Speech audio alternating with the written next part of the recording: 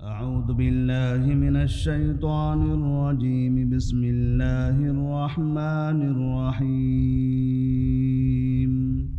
وقالوا هذه أنعام وحرث حجر لا يطعمها إلا من نشاء بزعمهم وجعلوا لله مما ذرأ من الحرث والأنعام نصيبا فقالوا هذا لله بزعمهم وهذا لشركائنا فما كان لشركائهم فلا يصل إلى الله وما كان لله فهو يصل إلى شركائهم ساء ما يحكمون.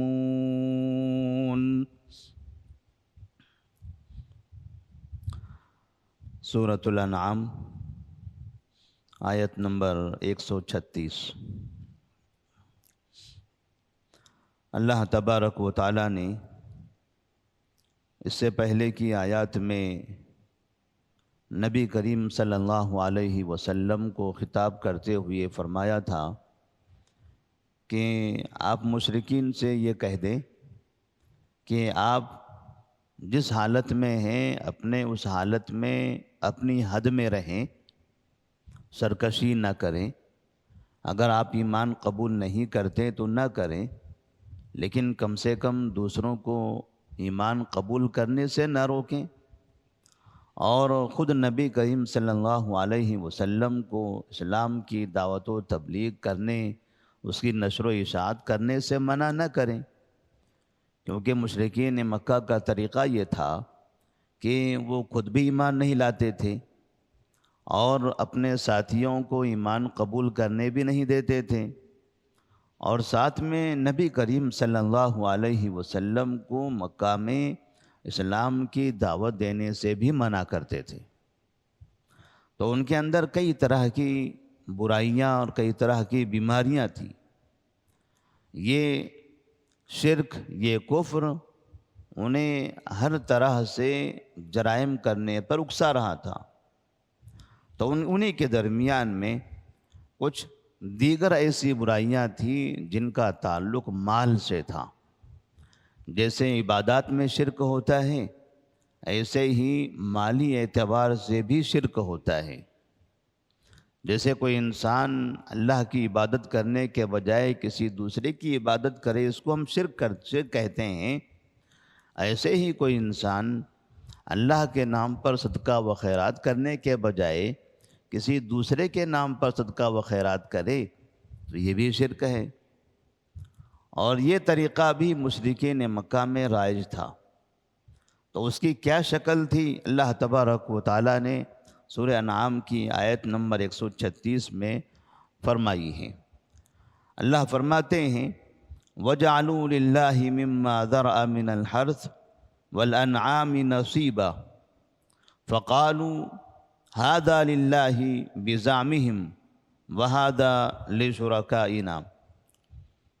اور اللہ تبارک و تعالیٰ نے جو کھیتی اور مواشی یا مویشی پیدا کیے ہیں، ان لوگوں نے ان میں سے کچھ حصہ اللہ کا مقرر کر دیا اور بذام خود یہ کہتے رہے کہ یہ تو اللہ کا ہے اور یہ ہمارے معبودوں کا ہے. فقالوا هذا للہ بزعمہم وهذا لشرکائنا. وہ کہتے رہے کہ یہ حصہ اللہ کا ہے اور یہ حصہ ہمارے شرکاء کا ہے. شرکاء سے مراد ہمارے دیوی دیوتاؤں کا ہے. طریقہ یہ تھا کہ مشرکین مکہ کے پاس، ان کے پاس جو کھیتیاں ہوتی تھی یا جو جانور ہوتے تھے، تو اس میں کچھ حصہ اللہ تبارک و تعالیٰ کے لیے متعین کر دیتے تھے کہ فلاں کھیتی ہیں، وہ کھیتی کا اتنا حصہ یہ اللہ کے لیے وقف ہے، اور فلاں کھیتی ہے، کھیتی کا اتنا حصہ یہ ان کے دیوی دیوتاؤں کے لیے وقف ہے. باقی جو زمین کا حصہ ہے وہ حصہ ان کے اپنے لیے استعمال میں لایا جائے گا. تب اللہ تبارک و تعالیٰ نے اسی کا ذکر فرمایا ہے تو کہتے ہیں فما کان لشرکائہم فلا یصل الی اللہ، اور جو حصہ ان کے شرکا کا ہوتا تھا وہ فلا یصل الی اللہ، وہ اللہ کے وقف کی طرف نہیں پہنچتا تھا۔ مطلب اس کا یہ ہے کہ جب یہ لوگ اس طرح سے وقف کر دیتے تھے تو وقف کا کام کیا ہوتا تھا؟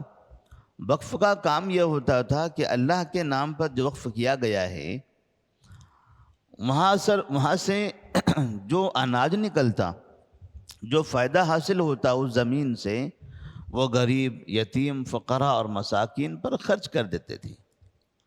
اور جو دیوی دیوتاؤں کے لیے وقف ہوتا تھا وہاں اس جگہ سے جو مال آتا، وہاں سے جو فائدہ ملتا، وہ ان کے مندروں پر خرچ کرتے تھے، جہاں ان کے دیوی دیوتا ہوتے وہاں اسے دے دیتے تھے۔ اب وہاں دینے کا مطلب کہ وہاں پر جو شخص بیٹھا ہوا ہوتا ہے، جو اس دیوی کا نگران ہوتا ہے، اس کے ہاتھ میں چلا جاتا۔ اب وہ یا تو وہاں کے کام کاج کے لیے استعمال کرتا یا اپنے لیے استعمال کر لیتا۔ کبھی ایسا ہوتا تھا، اس درمیان میں کبھی ایسا ہوتا تھا کہ فما کان لشرکائہم فلا یصل الی اللہ، کہ اللہ کے نام پر جو وقف کیا گیا حصہ ہے اس حصے میں فائدہ کم آتا، اس حصے میں فائدہ کم آتا، اور جہاں پر جو حصہ انہوں نے دیوی کے لیے متعین کیا ہوا ہے وہاں فائدہ زیادہ ہوتا۔ تو ایسی صورت میں یہاں کا کچھ حصہ یہاں داخل نہیں کرتے، یعنی اس وقف کا کچھ حصہ اس وقف میں داخل نہیں کرتے۔ وہ یہ سمجھتے کہ جتنا اللہ کے نام پر وقف کیا گیا تھا وہاں جتنا فائدہ ہوا ہے اتنا ہی کافی ہے، اتنا ہی ہم غریبوں میں خرچ کریں گے۔ البتہ ان کے دیوی کے لیے جو حصہ آیا ہے اس میں جو زیادہ تعداد میں فائدہ ملا تو وہ زیادہ تعداد میں ان کے مندر کے لیے، ان کے دیوتا کے لیے دے دیا جائے گا۔ اس کے برعکس وما کان للہ فہو یصل الی شرکائہم، لیکن کبھی اگر اس کے الٹ ہو جاتا کہ جو ان کے دیوی کے لیے وقف کیا گیا ہے وہاں فائدہ کم ہو جاتا اور اللہ کے لیے جو وقف کیا گیا ہے وہاں فائدہ زیادہ ہوتا، تب ایسی صورت میں یہ کیا کرتے کہ یہاں کا کچھ حصہ نکال کر اس میں داخل کر دیتے تھے کہ ہمارے دیوی کے لیے کم ہی آیا تو اب ہم اس کی بھرپائی کیسے کریں گے؟ تو وہ اللہ کے لیے جو زمین وقف کی گئی تھی یا جہاں فائدہ وقف تھا اس میں سے کچھ حصہ نکال کر وہ دیوی کے حصے میں داخل کر دیتے تھے، اور وہ یہ سمجھتے تھے اللہ کو کیا ضرورت ہے، اللہ تبارک و تعالیٰ تو بے نیاز ہیں، اصل ضرورت تو ان لوگوں کو ہے، اصل ضرورت تو ان لوگوں کو ہے، لہذا اللہ کے نام پر وقف کیا گیا حصہ اب وہ دیوی کے لیے استعمال کر لیتے تھے۔ تو اللہ تبارک و تعالیٰ آگے فرماتے ہیں سَأَ مَا يَحْكُمُونَ، کتنا برا یہ لوگ فیصلہ کرتے ہیں۔ ایک تو بڑی مشکل سے اللہ کے نام پر وقف کیا، وقف کرنے کے بعد اب جو حصہ اللہ کے نام پر آیا تھا اس میں جو فائدہ ہوا تھا اب وہ اللہ کے نام پر غریبوں میں تقسیم کرنے کے بجائے بیوہ مساکین اور جو محتاج افراد ہیں ان لوگوں کو دینے کے بجائے اس میں سے بھی کچھ حصہ نکال کر اپنے دیوی کے نام میں داخل کر دیا، اور جب ادھر آیا تو یہاں سے یہ حصہ کہاں گیا؟ یہاں سے یہ حصہ چلا گیا وہ مندروں میں، وہ بت خانے میں، وہ بتوں کے پاس وہ جاتے تھے، وہ سامان، وہ اناج، وہ چیزیں لے کر، اور جہاں وہ دیوی ہوتی، جہاں وہ بت موجود ہوتا اس کے سامنے لے جا کے رکھ دیتے تھے، یعنی چڑھاوا چڑھاتے تھے۔ اور وہ چڑھاوا چڑھانے کے بعد اب وہ چیزیں وہ اس جگہ کا جو مالک ہوتا ہے، اس جگہ کا جو نگران ہوتا ہے، وہ سارا کا سارا اس کے ہاتھوں میں چلا جاتا تھا۔ تو اس طرح سے مشرکین مکہ مال خرچ کرنے میں بھی، اب یہ چاہے اس کا تعلق زمین سے ہو یا اس کا تعلق بکریوں سے یا اونٹوں سے ہو، اونٹوں میں بھی ایسا کیا کرتے تھے، وہ بکریوں میں بھی ایسا کیا کرتے تھے۔ تو یہاں پر اس بات کی طرف اشارہ کیا گیا ہے کہ یہ لوگ تو پہلے مشرک تھے، یہ اللہ کے نام پر وقف کرنے کے ساتھ ساتھ دیویوں کے نام پر وقف کرتے تھے، حالانکہ اگر وقف کرنا ہو تو صرف اللہ کے نام پر وقف کرنا چاہیے، اللہ کے ساتھ کسی اور کے نام پر وقف کرنا یہ شرک ہے، کیونکہ اس مال میں اللہ کے علاوہ کسی دوسرے کا حصہ نہیں ہے، یہ مال اللہ نے دیا ہے، لہذا آپ اپنے خرچ کے علاوہ اللہ کے نام پر خرچ کر سکتے ہو، لیکن آپ اپنے خرچ کے علاوہ اللہ کے نام پر خرچ کرتے کرتے کسی پیر کے لیے، مرشد کے لیے، کسی دیوی کے لیے، کسی بت خانے کے لیے وقف کر رہے ہیں، اس پر خرچ کر رہے ہیں، تو اس کا مطلب کیا ہوگا؟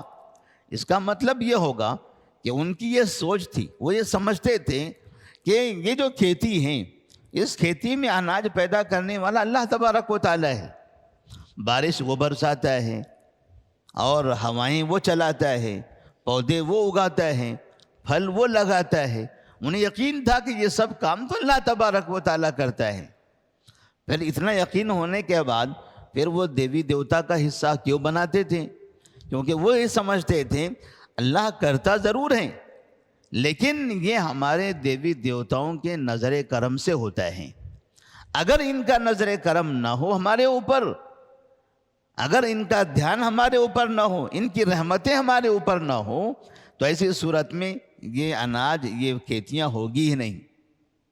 یعنی اللہ کے تیار کردہ کے بعد، اللہ کے پیدا کردہ کے بعد بھی ہمیں ان کی ضرورت ہے، جب تک یہ اپنی نظر کرم ہم پر نہیں داخل کریں گے تب تک کہ اس طرح سے اناج بھی ہم کو نہیں ملے گا، یہ کھیتی میں ہم کو فائدہ نہیں ملے گا، یہ جانوروں میں ہم کو فائدہ نہیں ملے گا۔ تو ان کا یہ گمان تھا، یہ عقیدہ تھا کہ اللہ کے علاوہ بھی یہاں نفع نقصان کے مالک یہ دوسرے ہیں، اور یہ کون ہیں؟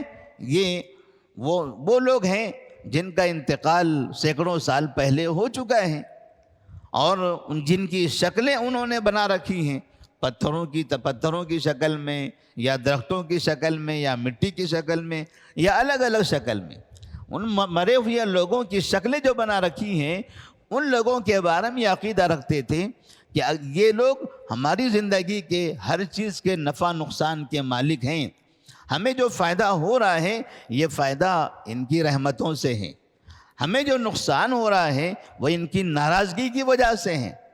اور وہ یہ بھی سمجھتے تھے کہ اگر کبھی ہم نے اپنی کھیتیوں میں اللہ کے ساتھ یہ دیویوں کا حصہ نہیں رکھا، یہ دیوی ہم سے ناراض ہو جائیں گے، یہ ہم سے ناراض ہو جائیں گے۔ تو اس طرح وہ یہ سمجھتے تھے کہ اگر یہ ناراض ہو گئے تو پھر آئندہ سال ہماری کھیتیوں میں اناج آئے گا ہی نہیں، اگر یہ ناراض ہو گئے تو ہماری بکریاں، ہمارے اونٹ یہ تباہ ہو جائیں گے۔ لہٰذا ان کو خوش کرنے کے لیے وہ اس طرح سے اپنے مال کا کچھ حصہ ان کے نام پر صدقہ کر دیا کرتے تھے، جیسے آج بھی ہمارے پاس موجود ہیں، جو کفار ہیں ان کے پاس تو یہی طریقہ ہے۔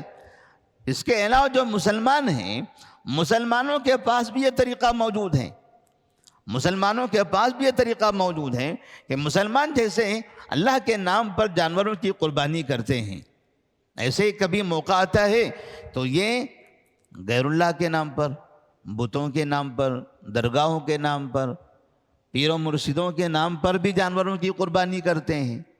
انہیں یہ عقیدہ ہے، ان کا یہ عقیدہ ہے، وہ یہ سمجھتے ہیں کہ خالق اور مالک اللہ تبارک و تعالیٰ ہے، یہ بکریاں، یہ دولت، یہ مال اللہ تبارک و تعالیٰ نے دیا ہے، لیکن ساتھ میں ان کا فضل و کرم ہے، یہ ان کا وسیلہ ہے، ان کی نظر کرم ہے جس کی وجہ سے اللہ ہمیں دے رہا ہے۔ اگر یہ بزرگ ہم سے راضی نہ ہو تو اللہ تبارک و تعالیٰ بھی ہمیں نہ دیں۔ اس لیے برابر ان بزرگوں کے نام پر یا ان پیر و مرشدین کے نام پر وہ جانور بھی ذبح کرتے ہیں، ان کے نام پر وہ صدقہ بھی کرتے ہیں، ان کے نام پر وہ خیرات بھی کرتے ہیں، اور وہ یہ عقیدہ بھی رکھتے ہیں، یہ سمجھتے بھی ہیں کہ اگر ہم نے ایسا نہیں کیا تو یہ لوگ ناراض بھی ہو جائیں گے۔ بہت سے لوگ یہ سمجھتے ہیں کہ جیسے مثال کے طور پر کنڈے کی عیدیں آتی ہیں تو لوگوں کا یہ گمان ہوتا ہے کہ اگر ہم نے کنڈے نہیں کیا تو عبد القادر جیلانی ناراض ہو جائیں گے، یا فلاں پیر ناراض ہو جائیں گے، اور ناراض ہونے کے بعد کیا کریں گے؟ وہ ناراض ہوں گے تو ہمارے گھر میں کوئی حادثہ ہو جائے گا، ہماری نوکری چلی جائے گی، ہمارے گھر میں کسی بچے کا انتقال ہو جائے گا، کوئی گھر میں بیمار ہو جائے گا، کیوں کہ فلاں پیر ناراض ہو گئے، پیر ناراض ہو گئے۔ اب انہیں خوش کرنا ہو تو کیا کرنا پڑے گا؟ انہیں اگر خوش کرنا ہو تو ان کے نام پر کسی غریب کو کپڑے پہنا دو، ان کے نام پر کسی غریب کو اناج دے دو، ان کے نام پر کسی غریب کی مدد کر دو۔ یہ جو طریقہ مسلمانوں کے درمیان میں ہے، اس طریقے کی شکل اللہ تبارک و تعالیٰ نے یہاں پر مشرکین مکہ کی بیان فرمائی ہے۔ اسی لیے علماء کرام کہتے ہیں کہ جو مشرکین مکہ کا حال نبی کریم صلی اللہ علیہ وسلم کے زمانے میں تھا، وہی حال آج بہت سے مسلمانوں کا ہے۔ جو عقیدہ اس زمانے میں مشرکین مکہ کا تھا، اسی طرح کا عقیدہ آج بہت سے مسلمانوں کا بھی ہے۔ جیسے وہ لوگ جب ان سے پوچھا جاتا تھا کہ آسمان و زمین کس نے پیدا کیا، وہ کہتے تھے اللہ۔ آسمان سے بارش کون برساتا ہے، وہ کہتے تھے اللہ۔ تمہیں روزی کون دیتا ہے، وہ کہتے تھے اللہ۔ جب سب طرح کی چیزیں جب اسے پوچھا جائے تو وہ اس کے جواب میں کہتے تھے اللہ۔ مالک کون ہے، مدبر کون ہے، وہ کہتے تھے اللہ۔ لیکن جب عبادت کی بات آتی تھی تب وہاں پر ان کا امتحان ہو جاتا تھا۔ اسی لیے اللہ تبارک و تعالیٰ نے ان کی ایک بڑی مثال بیان فرمائی ہے، فَإِذَا رَكِبُوا فِي الْفُلْكِ دَعَوُا اللَّهَ مُخْلِصِينَ لَهُ الدِّينَ فَلَمَّا نَجَّاهُمْ إِلَى الْبَرِّ إِذَا هُمْ يُشْرِكُونَ۔ وہ لوگ اللہ پر ایمان رکھتے تھے، مشرکین مکہ کا اللہ پر ایمان تھا۔ اس کی سب سے بڑی دلیل یہ ہے، اللہ نے فرمایا کہ جب وہ کشتیوں میں سوار ہوتے اور کشتی ڈگمگانے لگتی، دعوا اللہ مخلصین لہ الدین، تو وہ خالص اللہ تبارک و تعالیٰ کو پکارتے۔ مشرکین مکہ ہیں، جو نبی کے دشمن ہیں، نبی کے مخالف ہیں، جو کافر ہیں، وہ لوگ جب کشتی میں سوار ہوتے اور بیچ سمندر میں کشتی ڈگمگانے لگتی، ان کے ڈوبنے کا اور مرنے کا ڈر ہوتا، دعوا اللہ مخلصین لہ الدین۔ تو ایسی صورت میں مشرکین مکہ اللہ تبارک و تعالیٰ کو پکارتے۔ تو اللہ کو کیوں پکارتے؟ اگر ان کا ایمان ہی نہ ہوتا، اللہ پر یقین ہی نہ ہوتا، اللہ پر اعتماد ہی نہ ہوتا، اللہ پر توکل ہی نہ ہوتا، تو کیسے ایسی مصیبت میں اللہ کو پکارتے؟ ظاہر سی بات ہے، ان کے پاس تو دیوی دیوتا بہت تھے، ان کے پاس عبادت کرنے کے لیے دوسری چیزیں بہت تھی، تو ایسی جگہ پر انہیں پکارنا چاہیے تھا۔ لیکن وہ یہ دل سے یقین کرتے تھے، یہ ان کو تو ہم نے اپنے ہاتھوں سے تراشا ہوا ہے، ان کو تو ہم نے خود بنایا ہوا ہے، یہ ہمارا کیا کریں گے؟ اس لیے وہاں جہاں حقیقت میں انہیں مدد کی ضرورت ہے تو وہ اللہ کی مدد مانگتے تھے، کیونکہ انہیں یقین تھا کہ حقیقی مدد تو اللہ تبارک و تعالیٰ ہی کرنے والا ہے۔ یہ پتھر، یہ درخت، یہ ہماری مدد نہیں کر سکتے۔ اور جب فَلَمَّا نَجَّاهُمْ إِلَى الْبَرِّ إِذَا هُمْ يُشْرِكُونَ، اللہ تبارک و تعالیٰ جب ان کی کشتی کو محفوظ کر لیتا اور ان کو سمندر کے باہر پہنچا دیتا، اب وہ خشکی میں آ جاتے ہیں۔ اب خشکی میں جہاں ڈوبنے کا ڈر نہیں ہوتا، اب وہاں وہ اپنے معبودوں کو پکارنے لگتے۔ مددگار کون ہیں؟ ہمارے معبود ہیں۔ معبود کون ہیں؟ ہمارے فلاں ہیں۔ تو اس طرح سے مشرکین مکہ کا یہ حال۔ اور جبکہ ہمارے پاس ہم میں سے بہت سے مسلمانوں کا علم یہ ہے کہ جب پریشانی ہو تو بھی پیروں کا آواز دیتے ہیں، درگاہوں پر جاتے ہیں، بیماری میں، تکلیف میں، مصیبت میں۔ اور جب خوشی کی بات ہو، خوشحالی آ جائے، کوئی کامیابی آ جائے، تب بھی چادر چڑھانے کے لیے درگاہوں کے پاس چلے جاتے ہیں اور کہتے ہیں بابا تو نے ہم کو کامیاب کر دیا، تیری وجہ سے ہم کامیاب ہوئے۔ یعنی ہر دو حالت میں یہ مسلمان غیر اللہ کی عبادت کر رہے ہیں، جبکہ مشرکین مکہ کم سے کم مصیبت میں تو اللہ تبارک و تعالیٰ کو یاد کرتے تھے۔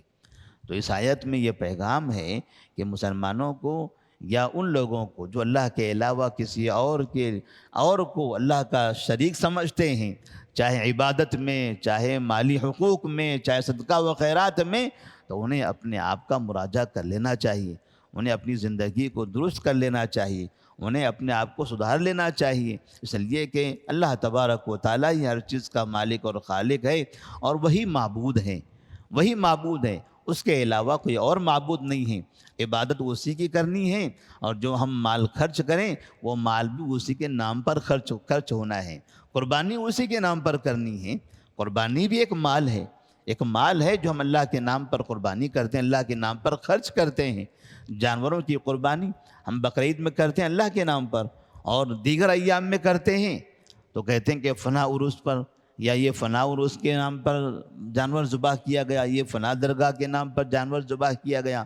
تو یہ اس طرح سے یہ کبھی بقرعید میں اللہ کے نام پر کرنا اور بقیہ رسم و رواج میں غیر اللہ کے نام پر کرنا، یہی مسئلہ ہے کہ اللہ تبارک و تعالیٰ نے جب مشرکین مکہ کے بارے میں کہا ان کا یہ عمل برا عمل تھا، تو آپ کا آج کے زمانے میں یہ عمل صحیح عمل کیسے ہو سکتا ہے؟ اللہ تبارک و تعالیٰ سے دعا ہے کہ اللہ تبارک و تعالیٰ ہم تمام مسلمانوں کو ہر طرح کے شرک سے محفوظ رکھے اور ہر طرح کی عبادت اللہ ہی کے لیے کرنے کی توفیق عطا فرمائے۔ والسلام علیکم ورحمۃ اللہ وبرکاتہ۔